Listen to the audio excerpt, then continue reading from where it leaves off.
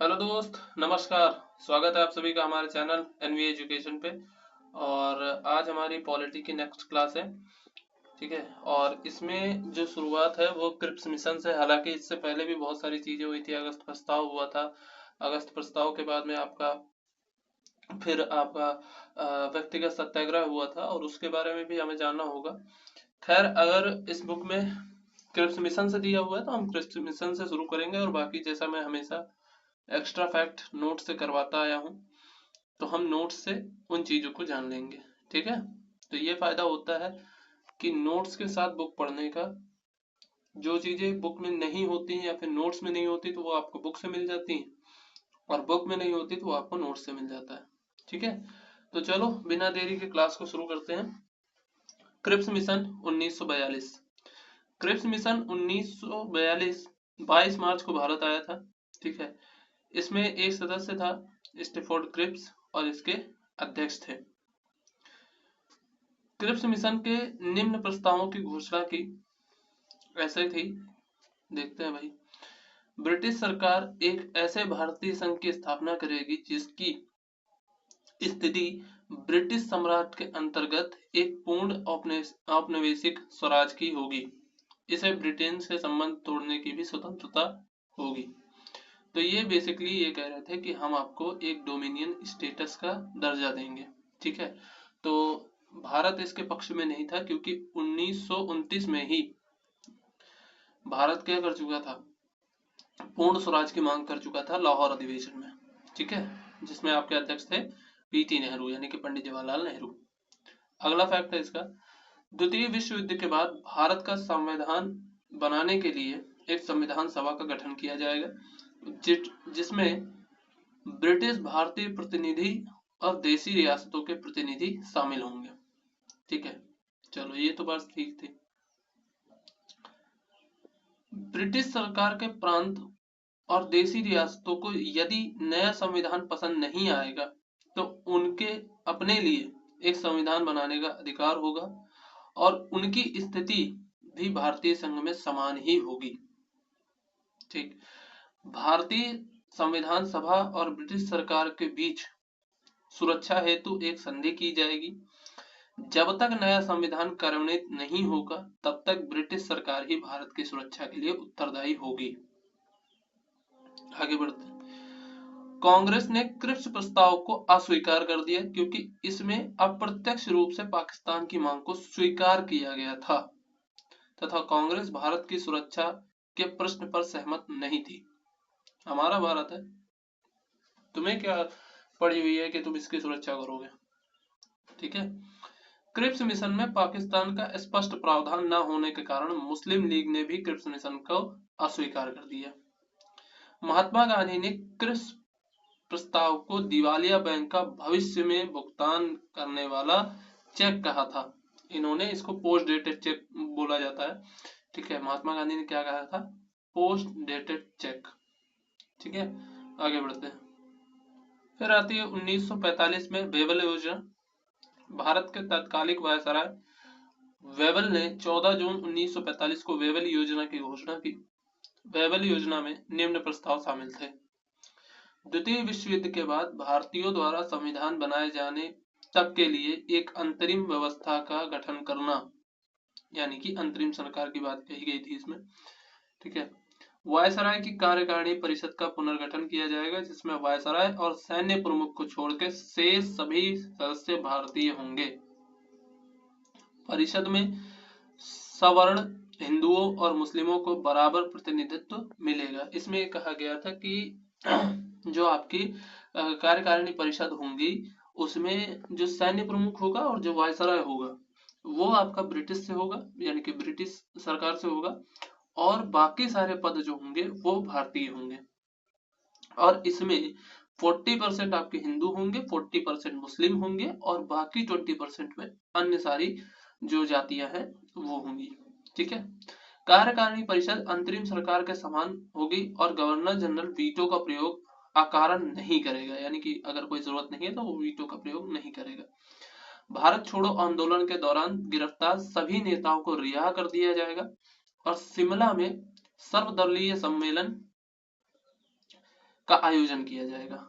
ठीक है, तो ये बात कही गई वेबल योजना के अंतर्गत। ठीक है, कांग्रेस और मुस्लिम लीग दोनों इस योजना को अस्वीकार कर दिए थे और इस योजना पर जो आपका सभा हुई थी उसको कहते हैं शिमला सम्मेलन। शिमला सम्मेलन कब हुआ था? तो 24-25 जून 1945 को शुरू हुआ था और 14 जुलाई 1945 तक चला था। ठीक है, शिमला सम्मेलन का नेतृत्व अब्दुल कलाम आजाद कर रहे थे।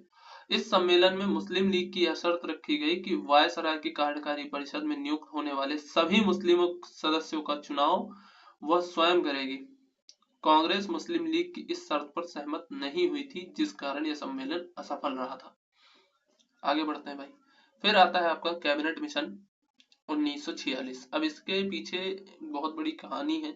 ठीक है, जो क्लेमेंट एटली थे वो जब चुनाव जीते थे वो इसी आधार पे जीते थे कि हम भारत को आजाद करेंगे, लेकिन आजाद करने से पहले उस भारत का संविधान तो होना चाहिए, उसके नियम कायदे कानून तो कुछ होने चाहिए। इसलिए क्लेमेंट एटली ने इस कैबिनेट मिशन को भेजा था। कैबिनेट मिशन का गठन ब्रिटिश प्रधानमंत्री क्लेमेंट एटली के द्वारा किया गया था। यह एक उच्च स्तरीय कैबिनेट मिशन था। कैबिनेट मिशन 24 मार्च 1946 को भारत आया था।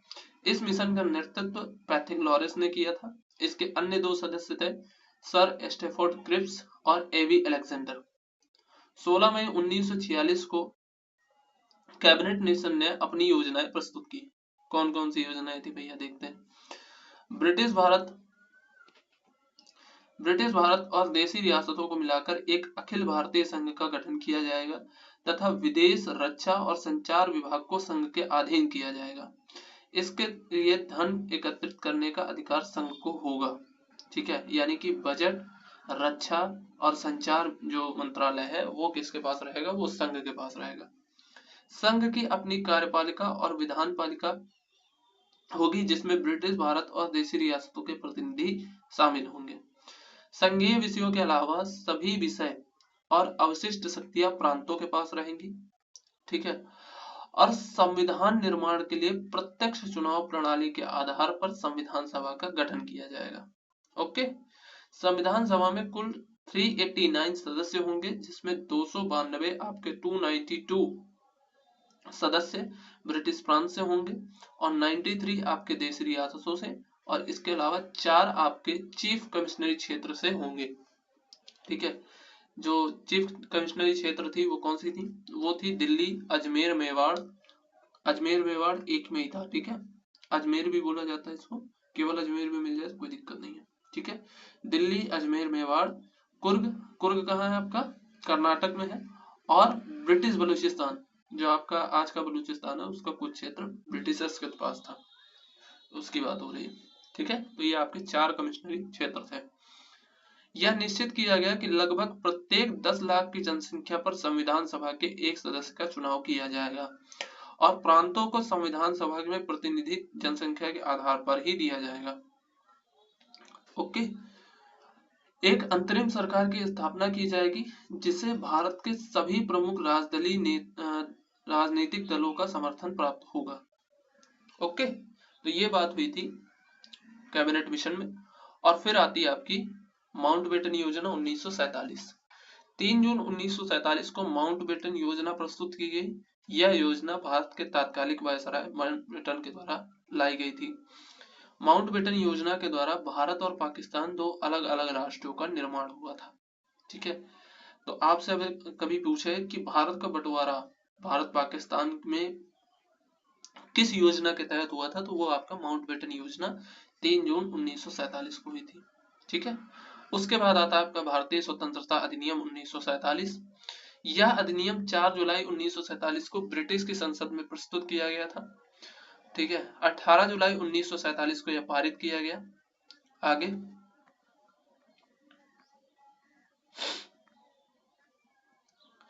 इस अधिनियम के द्वारा निम्नलिखित प्रावधान पेश किए गए थे। क्या कहा गया था? 15 अगस्त 1947 को भारत स्वतंत्र और संप्रभु राष्ट्र घोषित कर दिया जाएगा। इस अधिनियम ने भारत का विभाजन 2 स्वतंत्र डोमिनियन संप्रभु राष्ट्र भारत और पाकिस्तान के रूप में किया गया। जिन्हें ब्रिटिश राष्ट्रमंडल से अलग होने की स्वतंत्रता थी। ठीक है, इस अधिनियम के वायसराय का पद समाप्त कर दिया गया और उसके स्थान पर दोनों डोमिनियन राज्यों में गवर्नर जनरल के पद को सृजित किया गया। ओके, यानी कि जो आपका 1958 से जो गवर्नर जनरल का पद समाप्त हो गया था, उस पद को 1947 के भारत स्वतंत्रता अधिनियम के तहत फिर से लाया गया। ठीक है, दोनों देशों के लिए अलग अलग संविधान बनाने की शक्ति तथा वर्तमान संविधान सभा ही नए संविधान बनाने एवं लागू होने तक विधानमंडल के रूप में 1935 के एक्ट के तरह कार्य करेगी। इस अधिनियम में शाही उपाधि से भारत का सम्राट पद को समाप्त कर दिया गया था। ठीक है, यानी कि जो भारत का सम्राट हुआ करता था, मुगल और बाकी सारे राज्यों के अलग अलग, उन सभी को समाप्त कर दिया गया था। ठीक है, 14-15 अगस्त 1947 की मध्य रात्रि को भारत में ब्रिटिश शासन का अंत हो गया और समस्त शक्तियां दो नए स्वतंत्र राज्यों भारत और पाकिस्तान को हस्तांतरित कर दी गई या फिर स्थानांतरित कर दी गई। अब भाई यहां तक की बात हुई आपकी बुक की। ठीक है, और अब हम अपने नोट्स खोलते हैं और आपको एक्स्ट्रा चीजें बताना शुरू करते हैं। Okay, just a second. तो यहां से आपकी चीजें स्टार्ट होती हैं। सबसे पहले बात करते हैं भाई सेकेंड वर्ल्ड वॉर की। सेकेंड वर्ल्ड वॉर होता है 1939 से 1945 तक, जिसमें आपके दो ध्रुव थे, जिसमें आपके एक तरफ थे मित्र राष्ट्र और दूसरी तरफ थे ध्रुवीय राष्ट्र। ठीक है, मित्र राष्ट्र में कौन था? ब्रिटेन, फ्रांस, है ना, ये सारे लोग थे। और इनके साथ बाद में रूस भी मिल गया था। रूस क्यों मिला था? क्योंकि रूस पे एक तरफ से जर्मनी ने हमला कर दिया था और दूसरी तरफ से जापान ने हमला कर दिया था। और ये इस समय का रूस नहीं था, उस समय काफी बड़ा रूस हुआ करता था, जिसमें आपके 15 देश हुआ करते थे। ठीक है, वो इतना बड़ा था कि वो भाई साहब आप समझ लीजिए कि अभी भी उसमें 11 टाइमलाइन चलती हैं अलग अलग। तो उस समय कितनी चलती रही होंगी आप खुद अंदाजा लगा सकते हो। ठीक है, यूएसएसआर के नाम से जाना जाता था। ठीक है, अब इस समय ब्रिटेन पीएम जो थे वो थे चैम्बरलिन। चैम्बरलिन क्या चाहते थे कि जो आपका जो खर्च है युद्ध का, वो सारा कहाँ से लाया जाए? वो भारत से लाया जाए। ठीक है, और इसके बाद 1940 में आपके ब्रिटेन के चुनाव होते हैं और उसमें आपके चुनाव जीतते हैं वेस्टन चर्चिल। और वेस्टन चर्चिल की भी यही सोच थी कि जो हमारा नुकसान हो रहा है, जो खर्च लग रहा है युद्ध में, वो सारा जो नुकसान है, वो सारी जो भरपाई है, वो हम भारत से करेंगे। ठीक है, और इसी समय आपका 3 सितंबर 1939 को लिलिथिगो सेकेंड वर्ल्ड वॉर में भारतीय हमारे साथ है ये घोषणा कर देता है। ठीक है, इसके बाद आता है आपका, जैसा मैंने बताया कि भाई साहब फिर कांग्रेस के जो प्रांतीय सरकारें थी वो अपना इस्तीफा दे देती हैं और मुस्लिम लीग इस समय आपका एक सेलिब्रेशन करती है जिसे आप कहते हैं मुक्ति दिवस। ठीक है, वो कब करती है? 22 दिसंबर 1939 को। ठीक है, तो इतनी बातें याद रखनी। अब इसके बाद भारतीयों को द्वितीय विश्व युद्ध में शामिल करने के लिए, यानी कि अपनी तरफ से लड़ाने के लिए अलग अलग प्रस्ताव आते हैं। ठीक है, और उसमें जो सबसे पहला है वो है अगस्त प्रस्ताव। अगस्त प्रस्ताव क्यों कहा जाता है इसको? अच्छा, अगस्त घोषणा किसी को याद है? अगस्त घोषणा मैंने कब बताई थी? 1917, याद करो, 1917। चलो बढ़ते हैं। 8 अगस्त 1940 को अगस्त प्रस्ताव पेश किया गया। अच्छा, 8 अगस्त को पेश किया गया था, इसी वजह से इसको अगस्त प्रस्ताव कहा जाता है। इसमें क्या क्या ऑफर दिए गए थे? इसमें ऑफर दिया गया था गवर्नर जनरल की कार्यकारिणी में अधिक भारतीय को शामिल किया जाएगा। ठीक है, युद्ध की समाप्ति पर भारत को एक औपनिवेशिक राज्य के रूप में जाना जाएगा। हाँ, तो ये लोग बेसिकली डोमिनियन स्टेटस की बात कर रहे थे, लेकिन डोमिनियन स्टेटस की बात तो हम भाई साहब 1916 में कर रहे थे। ठीक है, 1929 में हमने लाहौर अधिवेशन में आपका पूर्ण स्वराज की मांग कर ली थी, ये देखिए यहाँ पे।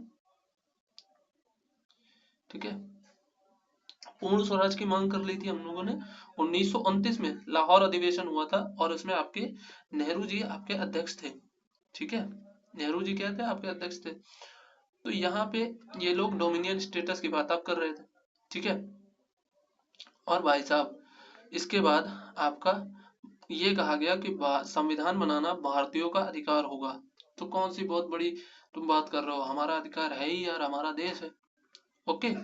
इसके बाद कहा गया कि अल्पसंख्यकों के भी विचारों को ध्यान में रखा जाएगा, और इस वजह से मुस्लिम लीग ने इसको रिजेक्ट कर दिया था, क्योंकि इसमें ये कहा गया था अल्पसंख्यक, अल्पसंख्यक तो आपके मुस्लिम भी हैं, सिख भी हैं, ईसाई भी हैं, बौद्ध भी हैं, जैन भी हैं, ठीक है। लेकिन आप लोगों ने इसको बेसिकली इनका कहना क्या था कि आप स्पष्ट रूप से बात कहिए कि हम मुस्लिमों के विचारों को ध्यान में रखेंगे, ठीक है। मुस्लिम लीग का कहना ये था, इस वजह से मुस्लिम लीग ने इसको रिजेक्ट कर दिया था। और फिर कांग्रेस ने इसको रिजेक्ट कर दिया क्योंकि इन्होंने कहा, कांग्रेस ने, कि भारत की स्वतंत्रता से कम पर हम समझौता नहीं करेंगे, ठीक है।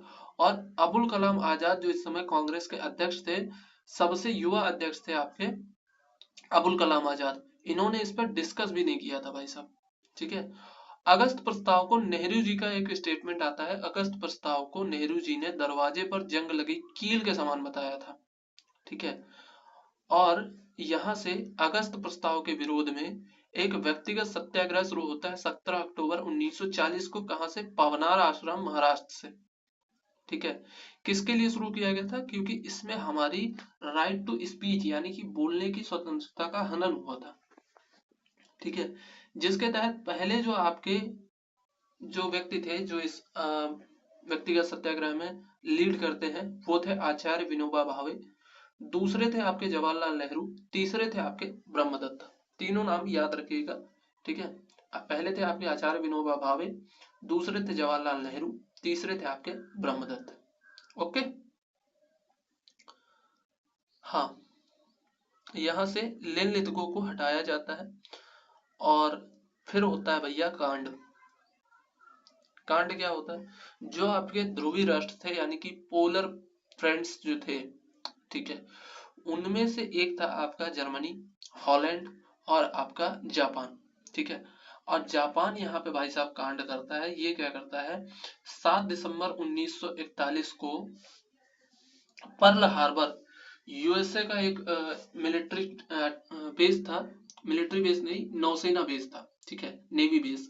तो वहां पर ये अटैक कर देता है और उसको पूरा पर्ल हार्बर को ध्वस्त कर देता है, ठीक है। और जिसके जवाब में जब यूएसए मैदान में उतरता है तो 1945 में 6 नवंबर को सबसे पहले पटकता है हिरोशिमा पर, लिटिल बॉय, और फिर 9 नवंबर को पटकता है भाई साहब नागासाकी पे, फैट मैन, ठीक है। और जापान की पूरी कमर तोड़ के रख देता है, ठीक है। और यहाँ से फिर जो आपके ध्रुवी राष्ट्र थे वो हार जाते हैं। फिर ये होता है कि जो आपका हिटलर था जर्मनी का लीडर, वो देखता है कि भाई साहब उसके घर के सामने एक तरफ से फ्रांस की सेना आ रही, एक तरफ से ब्रिटेन की सेना आ रही, एक तरफ से रूस की सेना आ रही, तो वो खुद को अपने आप को गोली मार लेता है, ठीक है। और वहां पर खत्म हो जाता है, यानी सुसाइड कर लेता है। बेसिकली अभी तक यही कहा जाता है, कुछ लोगों का कहना और भी है, तो हमें उस पर नहीं जाना है, ठीक है। जो हुआ होगा हुआ होगा, क्या करना है। चर्चिल, चर्चिल इस समय कहा, इसका स्टेटमेंट आता है कि भारतीय आजाद भी हो गए तो अपना देश नहीं चला पाएंगे, लेकिन इन पर जो दबाव बना रहे थे वो बना रहे थे आपका यूएसए के राष्ट्रपति रूजवेल्ट, चाइना के राष्ट्रपति च्वांग केई शेक, और ऑस्ट्रेलिया के विदेश मंत्री इवोट, ठीक है।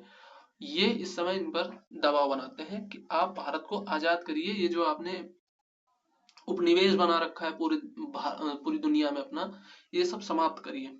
क्यों, क्योंकि भाई साहब इस समय जो आपका जापान था, वो जो आपका आप साउथ ईस्ट की तरफ से, हाँ साउथ ईस्ट की तरफ से गोसा चला आ रहा था। इसने सिंगापुर पर कब्जा कर लिया था, इंडोनेशिया पर कब्जा कर लिया था, हांगकांग पर कब्जा कर लिया था, वियतनाम पर कब्जा कर लिया था, ठीक है। और इसी टाइम पे जो आपकी आजाद हिंद फौज थी वो साथ दे रही थी, किसका, वो साथ दे रही थी जापान का। और जापान जो था वो म्यांमार तक आ गया था, ठीक है। और इसने सबसे पहले जो आपका जेल हुआ करती थी, जिसे कहते हैं आप काला पानी की जेल, ठीक है, काला पानी की जेल जो है वहां पर, कहाँ पर है ये, तो ये आपके अंडमान निकोबार में है। अंडमान निकोबार को जीतती है और उसको गिफ्ट करती है सुभाष चंद्र बोस को।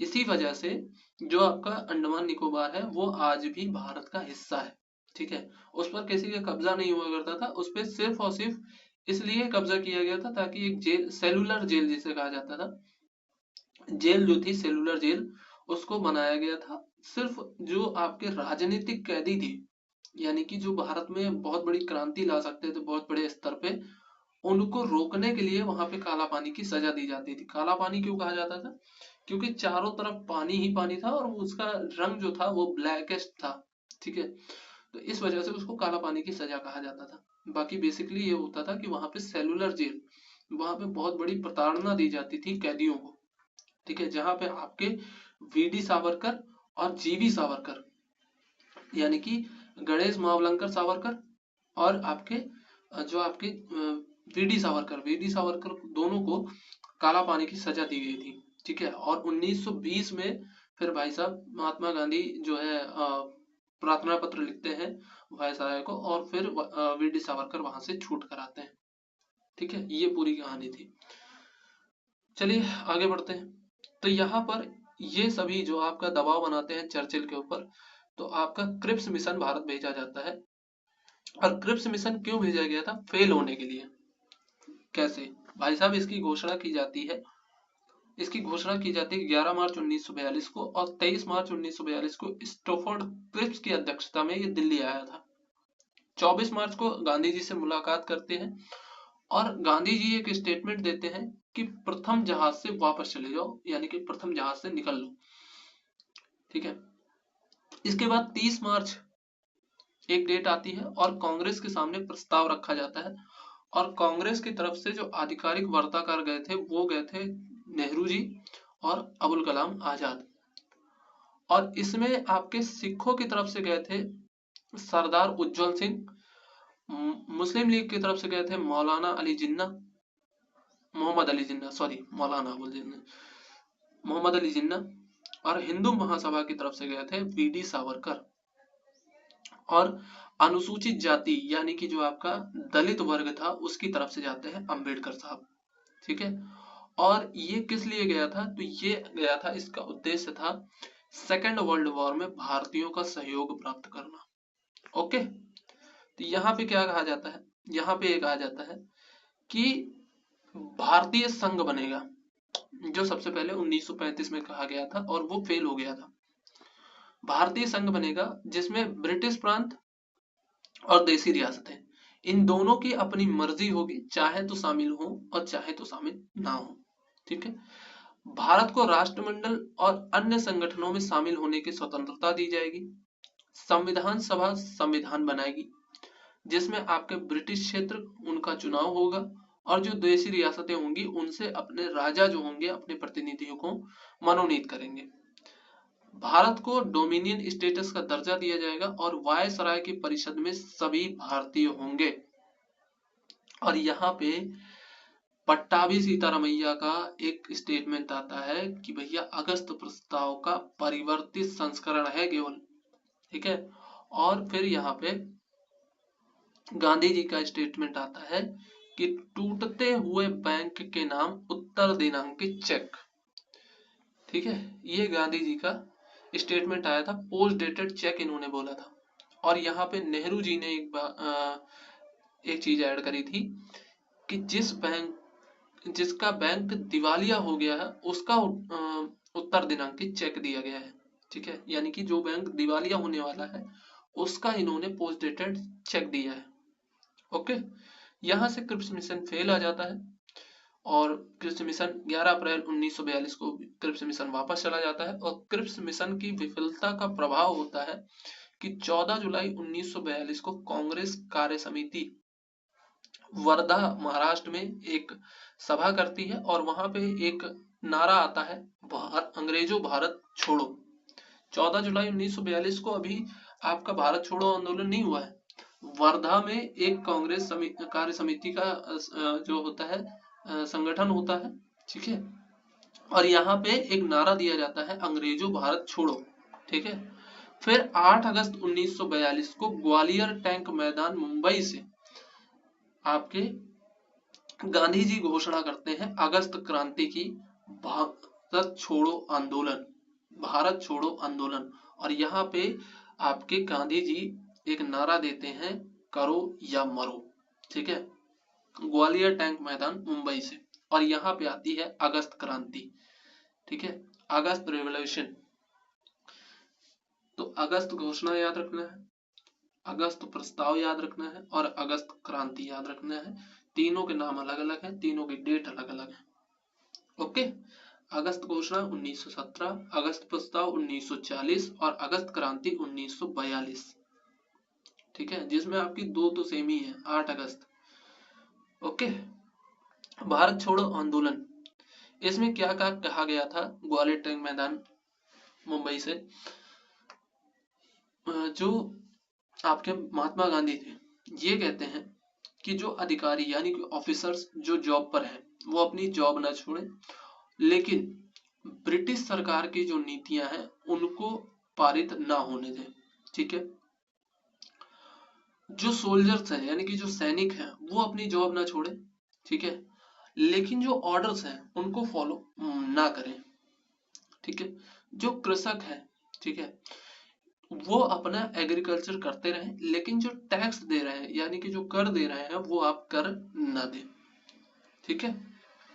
यहाँ पर कुछ आपकी पैरेलल गवर्नमेंट जो आपके समानांतर सरकारें यानी कि कुछ जो आपके प्रांत थे वो अपने आप को स्वतंत्र घोषित करते हैं और वहां पर सरकारें गठित होती हैं, जैसे बलिया, सतारा, तमलुक, तमलुक कहाँ पे है, वेस्ट बंगाल में, और तलचर आपका उड़ीसा में। दोनों में लड़के बहुत कंफ्यूज होते हैं, तमलुक आपका वेस्ट बंगाल में है और तलचर आपका उड़ीसा में है, ठीक है। इसके बाद होता है क्विट इंडिया मूवमेंट यानी कि भारत छोड़ो आंदोलन, जिसमें आपका सॉरी मुस्लिम लीग, हिंदू महासभा और कम्युनिस्ट पार्टी ऑफ इंडिया ये भारत कांग्रेस का समर्थन नहीं करती, ठीक है। मुस्लिम लीग क्यों नहीं कर रही थी, क्योंकि भाई साहब आपको पता ही है, क्योंकि अगर भारत छोड़ दिया अंग्रेजों ने तो पाकिस्तान कभी जीवन में नहीं बन पाएगा, ठीक है। इसके बाद आता है सी राजगोपालाचारी का फॉर्मूला, कब आता है, जुलाई 1944 में, जिसमें कहा जाता है कि मुस्लिम लीग और कांग्रेस दोनों संगठित हो जाएं और जो सीटें हैं उनपे आपका 50-50% दोनों प्रतिनिधि यानी कि हिंदू और मुस्लिम दोनों रहेंगे, ठीक है। इस समय सबसे बड़ी पार्टी जो थी आपकी कांग्रेस थी और दूसरी सबसे बड़ी पार्टी जो आपकी थी वो मुस्लिम थी, ठीक है। इसके बाद देसाई और लियाकत, इन दोनों के बीच में एक समझौता होता है, जिसमें आपका यह कहा जाता है, जो आपका सी राजगोपालाचारी फॉर्मूला था उसी को रिपीट किया जाता है कि 50-50% सीटों का बंटवारा किया जाए, ठीक है। मुस्लिम बाहुल्य क्षेत्रों का सीमांकन किया जाए और वोटिंग के आधार पर ये डिसाइड कर लिया जाए कि कहाँ पे हिंदू मेजोरिटी है और कहाँ पे मुस्लिम मेजोरिटी है। तो यहाँ पे जब वोटिंग की बात आती है तो भाई साहब मोहम्मद अली जिन्ना साफ साफ मना कर देते हैं, क्योंकि सभी बैल थोड़ी थे, कुछ भाई साहब सही भी थे, है ना, सभी इनके प्रभाव में नहीं आते थे। इसके बाद होता है कांड, क्या कांड होता है, ब्रिटेन में होता है चुनाव, ठीक है। ब्रिटेन में क्या होता है, चुनाव। और यहाँ पे जो चर्चिल था वो सरकार में था 1940 से 1945 तक, और इनके खिलाफ खड़ा होता है इटली, और इटली ये मुद्दा उठाता है कि भारत स्वतंत्र होना चाहिए। तो उस समय जो ब्रिटेन में आपके भारतीय मूल के निवासी रह रहे थे वो इस चीज से बहुत खुश होते हैं और यहाँ पे हो जाता है कांड। क्या कांड होता है, 1942 से 1943 तक बंगाल में अकाल पड़ जाता है, भूखमरी फैल जाती है और इस वजह से 30 लाख लोगों की मौत हो जाती है, ठीक है। और यहाँ पे जो लेलितगो था वो भाई साहब वापस बुला लिया जाता है, ठीक है, और उसकी जगह पे भेजा जाता है वेवल को। कौन भेजता है, तो इस समय आपका चर्चिल, ठीक है। किस लिए, कि ये जो इटली है ना, इसको फेल करना है और फिर से हमें सरकार अपनी गठित करनी है। तो इसके लिए भारत को अपने साथ मिलाना बहुत जरूरी है, ताकि हम दिखा सकें कि भारत हमारे साथ है, तुमको फालतू की बहसबाजी करने की जरूरत नहीं है। तो इस समय लिनलिथिगो की जगह पे वेबल को भेजा जाता है और वेबल आके पेश करता है वेबल योजना, वेबल प्लान। कब? 14 जून 1945 को ये पेश किया जाता है। और ये कहा जाता है, इसमें पहला प्रस्ताव क्या था? इसमें पहला प्रस्ताव यह था कि कार्यकारिणी में वायसराय और सैन्य प्रमुख के अलावा सभी आपके भारतीय होंगे। कार्यकारिणी में हिंदू और मुस्लिम बराबर होंगे, ठीक है। और सभी नेता जो आपके क्विट इंडिया मूवमेंट के तहत गिरफ्तार किए गए थे, उन सभी को रिहा किया जाएगा। और इन सभी के लिए आपका एक जो इस सब पर डिस्कशन के लिए आपका गठित किया जाता है शिमला सम्मेलन, ठीक है। शिमला में एक सम्मेलन किया जाता है जिसका कहा जाता है 27 जून से 14 जुलाई 1945 तक ये होता है, ठीक है। कब होता है? 1945 में। ओके, डेट नहीं पूछता उतनी, लेकिन शिमला सम्मेलन कब आयोजित किया गया था ये जरूर पूछता है, तो 1945 में। इस समय कांग्रेस की तरफ से आपके गए थे अबुल कलाम आजाद और मुस्लिम लीग। ये इन्होंने कहा था कि जो एग्जीक्यूटिव में मुस्लिम हो गए उनका चुनाव मुस्लिम लीग करेगी, ठीक है। और इस चीज पे कांग्रेस भड़क जाती है और कांग्रेस कहती है ऐसा कभी नहीं होगा, ठीक है। मुस्लिम होंगे 50-50, यानी कि 50 आपके हिंदू होंगे और 50 आपके मुस्लिम होंगे।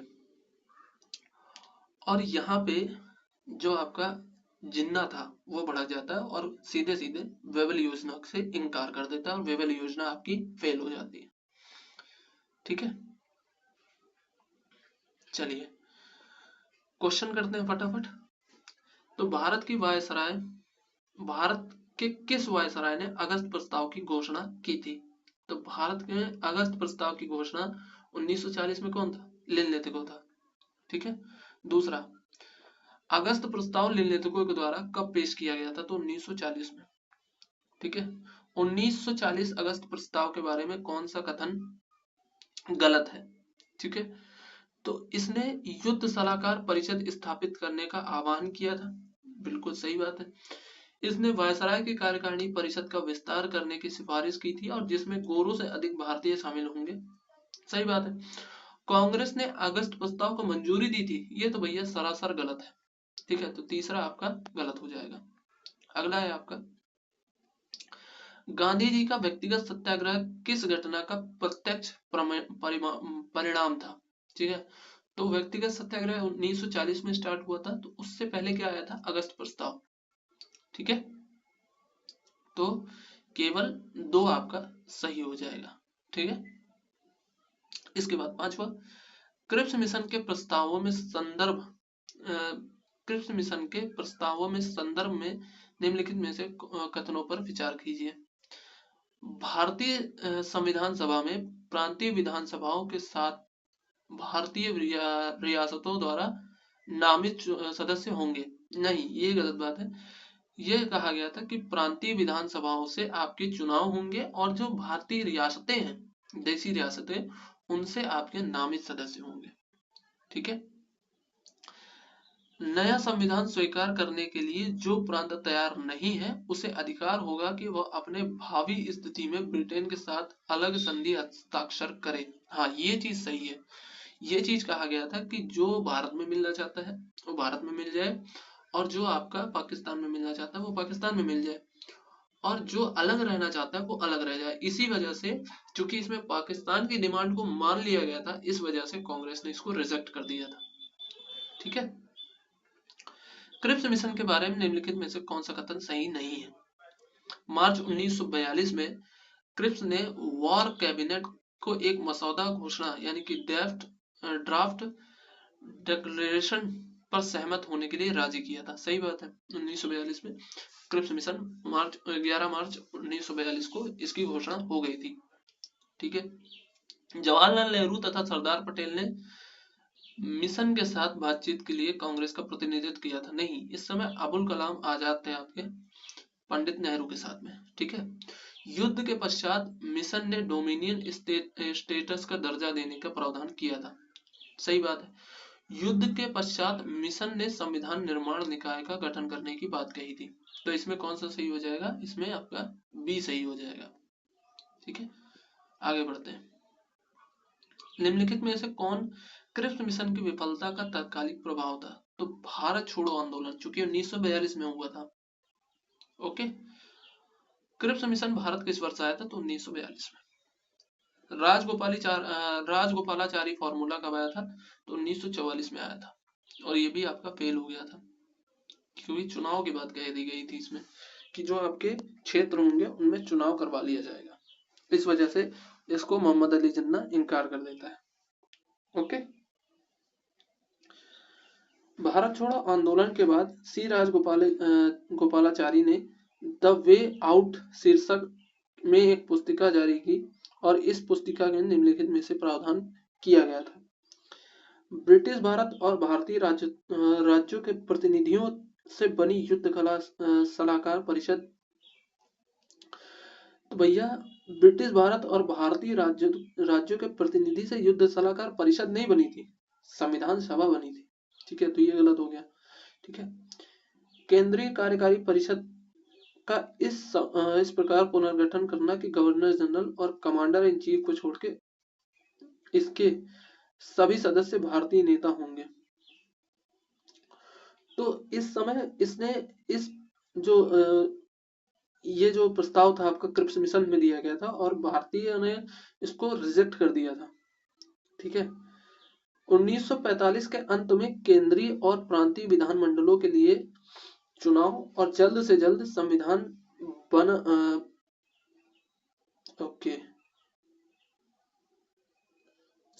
बन वाली संस्था बुलाई जाएगी। ये क्या बात हुई यार? ना संवैधानिक गतिरोध का समाधान। तो यार ये कुछ मेरे को सी और डी में डाउट लग रहा है। ठीक है, बाकी सर ने इसका डी ऑप्शन लगाया तो सही होगा। ठीक है, कुछ सोच के उन्होंने लगाया होगा, मेरे को इसमें डाउट लग रहा है। ठीक है, मुस्लिम लीग और भारतीय राष्ट्रीय कांग्रेस के बीच राजनीतिक गतिरोधों को दूर करने के लिए CR फॉर्मूले को किसने तैयार किया था? तो राजगोपालाचारी। ये आपके स्वतंत्र भारत के पहले वायसराय थे, पहले भारतीय वायसराय, सॉरी वायसराय नहीं, इस समय गवर्नर जनरल हो गया था फिर से, है ना। निम्नलिखित में से किस योजना में प्रस्तावित किया गया कि वायसराय की कार्यकारी परिषद में सभी सदस्य वायसराय और कमांडर इन चीफ को छोड़ के भारतीय होंगे? तो ये आपका वेवेल योजना आई थी 1945 में। ठीक है, बाकी सब में कह रहे थे कि अधिक भारतीय होंगे, अधिक भारतीय होंगे। 1945 की वेवेल योजना के विषय में निम्नलिखित में से क्या सही नहीं है? कार्यकारी परिषद में मुसलमानों का 1/3 प्रतिनिधित्व होगा? नहीं, 1/3 नहीं बोला गया था, 50% यानी कि 1/2 की बात की गई थी। ठीक है, अंत में इसे मुस्लिम लीग और कांग्रेस दोनों ने स्वीकार नहीं किया था। सही बात है। एक प्रस्ताव युद्ध के बाद भारत को डोमिनियन का दर्जा देने के लिए किया गया था। सही बात है, इसमें कहा गया था वायसराय और कमांडर इन चीफ को छोड़ के वायसराय के कार्यकारी परिषद में सभी भारतीय सदस्य होंगे। ये भी बिल्कुल सही बात है, तो ए इसका गलत हो जाएगा। ठीक है, वेवेल ने किसी समझौते पर पहुंचने के लिए कांग्रेस और मुस्लिम लीग के नेताओं के बीच एक सम्मेलन कहां पर बुलाया था? तो ये आपका था शिमला सम्मेलन 1945। आगे आते हैं भाई साहब, इसके बाद आता है आपका कैबिनेट मिशन। इस समय जो आपके जो एटली थे, जैसा मैंने आपको बताया था, इन्होंने पूरा मुद्दा ही उठाया था कि हम भारत को आजाद करेंगे, और इस वजह से जो आपके ब्रिटिश भारतीय मूल के थे वो सभी खुश हो गए थे कि हमारा देश आजाद होगा। तो इस वजह से एटली जीत जाते हैं और ब्रिटिश के PM बन जाते हैं। ठीक है, और ये किससे थे? तो ये लेबर पार्टी से थे। 1945 में इन्होंने चुनाव जीत लिया, और फिर इन्होंने अपनी चुनावी वादा को पूरा किया और भारतीय को स्वतंत्रता देने का प्रावधान किया। ठीक है, फिर आता है कैबिनेट मिशन। कैबिनेट मिशन 1946, 24 मार्च 1946 को ये भारत आया था और 16 मई 1946 को इसने योजना पेश की थी। ठीक है, इसमें 3 सदस्य थे। पैथिंग लॉरेंस आपका भारत सचिव हुआ करता था उस समय। स्टेफोर्ड क्रिप्स ये व्यापार बोर्ड के अध्यक्ष थे। एबी अलेक्जेंडर नौसेना मंत्री हुआ करता था। ठीक है, इसमें यह कहा गया कि भारत में एक अंतरिम सरकार का गठन होगा और जब तक एक स्थायी सरकार नहीं हो जाती तब तक ये भारत को 1935 के तहत रन करेगी। ठीक है, भारत में संघीय शासन होगा। ठीक है, देशी रियासतें और ब्रिटिश प्रांत इस संघ का हिस्सा होंगे। ठीक है, ब्रिटिश प्रांत थे 11 और कमिश्नरी क्षेत्र थे 4। ठीक है, और इस समय जो आपकी 3 देशी रियासतें थी ये अलग होने की बात कह रही थी, जिसमें आपका था जूनागढ़ इसमें मोहम्मद महावत खान, लेकिन यहाँ पे आपका जनता जो थी वो हिंदू थी और इस वजह से आपका जन संग्रह के द्वारा यानी कि जो आपका वोटिंग होती है उसके द्वारा 1948 में इसको भारत में मिला दिया गया था। ठीक है, इसके बाद आपका था हैदराबाद में था उस्मान अली खान। इसकी थी एक आर्मी, रजाकार आर्मी जिसे कहा जाता है। इस आर्मी में जो आपके सरदार वल्लभ भाई पटेल थे उन्होंने कुछ अपने सोल्जर्स डाल दिए थे और इसके अंदर विद्रोह करवा दिया था और ऑपरेशन पोलो इसका नाम दिया गया था और इसके तहत आपका हैदराबाद को भारत में शामिल करवा दिया जाता है। फिर आपका जम्मू कश्मीर आपके हरि सिंह हुआ करते थे और हरि सिंह भी अपना देश अलग रखना चाहते थे, कश्मीर। ठीक है, लेकिन इनके ऊपर पाकिस्तान के द्वारा हमला कर दिया जाता है और फिर ये भारत में आके विलय हस्ताक्षर करते हैं 1948 में और भारतीय सेना जाके पाकिस्तान की सेना को रोकती है और जिस समय पाकिस्तान को रोका जाता है जहां तक ये कश्मीर में कब्जा कर चुके थे उस सभी को कहा जाता है पाकिस्तान ऑक्युपाइड कश्मीर यानी कि पीओके। ठीक है, आगे प्रांतों को 3 समूह में बांटा गया था जिसमें आपका ए था हिंदू बहुसंख्यक और बी और सी जो थे आपके मुस्लिम बहुसंख्यक हुआ करते थे। ठीक है, संघ और प्रांतों में शक्तियों का बंटवारा होगा जिसमें आपका संघ को संचार, रक्षा और विदेश मंत्रालय दिए जाएंगे। ठीक है, और बाकी सभी जो आपके होंगे वो प्रांतों को दिए जाएंगे और देशी रियासतों को यह कहा गया कि जो शक्तियां वो अपने पास रखना चाहती है वो रख सकती है। इसमें जो आपके यूनियन था वो सबसे कमजोर हो गया था और देशी रियासतें जो थी वो सबसे ज्यादा ताकतवर हो गई थी क्योंकि ये जो अपने पास रखना चाहे वो रख सकती हैं तो वो तो सीधे रक्षा ही रख लेंगी, किसी को देंगी ही नहीं, है ना। पाकिस्तान की मांग को यहाँ पे अस्वीकृत कर दिया गया था जिस वजह से कांग्रेस ने इसको एक्सेप्ट कर लिया था। ठीक है, और फिर कहा गया कि एक संविधान सभा का गठन होगा जिसमें 10 लाख की जनसंख्या पर एक सदस्य होगा और इसमें आपके कहा गया कि 389 मेंबर्स होंगे। देशी रियासतों से 93 मेंबर्स, कमिश्नरी क्षेत्रों से 4 मेंबर्स और प्रांतों से जो आपके 11 ब्रिटिश प्रांत थे वहां से आपके 292 मेंबर्स होंगे और कमिश्नरी क्षेत्र और जो आपके ब्रिटिश प्रांत होंगे वो अप्रत्यक्ष चुनाव के द्वारा यानी कि जो आपकी केंद्रीय विधानसभा थी उसके सदस्य इसका चुनाव करेंगे कि कौन सा सदस्य होगा कौन सा नहीं होगा। सांप्रदायिक समूह 3 रखे गए थे जिसमें आपका था एक साधारण, दूसरा था मुसलमान और तीसरा था सिख। सिख कौन से? केवल पंजाब के सिख। ठीक है, फिर संविधान सभा के चुनाव होते हैं जुलाई अगस्त 1946 को और इसका रिजल्ट आता है जिसमें आपका कांग्रेस सबसे अधिक 296 टोटल सीटें थी। ठीक है, और इसमें सबसे अधिक कांग्रेस 208 सीटों पर कांग्रेस जीतती है, 73 सीटें मुस्लिम लीग जीतती है और 15 सीटें जो निर्दलीय लड़ रहे थे वो जीतते हैं। ठीक है, अगस्त 1946 को कांग्रेस कैबिनेट मिशन एक्सेप्ट करती है। ठीक है, मुस्लिम लीग इसका बहिष्कार करती है क्योंकि ये कांग्रेस के अपेक्षा में कम सीटें जीती थी। ठीक है, और ये पाकिस्तान की मांग को भी अस्वीकार कर चुका था। ठीक, ब्रिटिश सरकार इसके बिना ही संघ बनाने का यानी कि संविधान सभा बनाने का घोषणा कर देती है। ठीक है, और फिर भाई साहब इससे गुस्सा होके जिन्ना बॉम्बे से घोषणा करता है अगस्त 16 अगस्त 1946 को कि हम प्रत्यक्ष कार्रवाई दिवस करेंगे। ठीक है। और फिर आता है द ग्रेट कलकत्ता किलिंग, यानी कि प्रत्यक्ष कार्रवाई दिवस, जो आपका नाम दिया गया था, लेकिन वो था क्या, एक्चुअली दंगे फसाद किए गए थे इसमें और बहुत सारी जानें गई थी। ठीक है। और इसमें जो आपका कलकत्ता राजा बाजार था वहां से ये चीजें शुरू हुई थी और फिर धीरे धीरे पूरे भारत में शुरू हो गई थी। ठीक है। फिर एक 14 सदस्यीय अंतरिम सरकार का गठन होता है। 24 अगस्त 1946 को इसकी घोषणा की जाती है और 2 सितंबर 1946 को इसका गठन कर दिया जाता है।